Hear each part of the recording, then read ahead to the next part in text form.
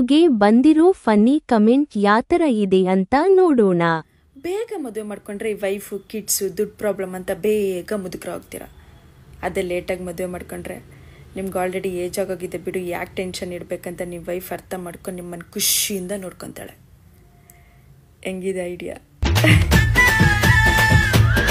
ಹಾಗಾದರೆ ನೀನು 60 ವರ್ಷ ಆದ ಮೇಲೆ ಮದುವೆ ಆಗು.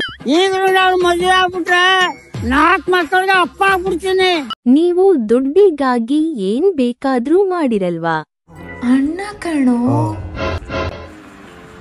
ಯಾರ್ಯಾವನು? ಏ ಅಣ್ಣ ಕಣೋ.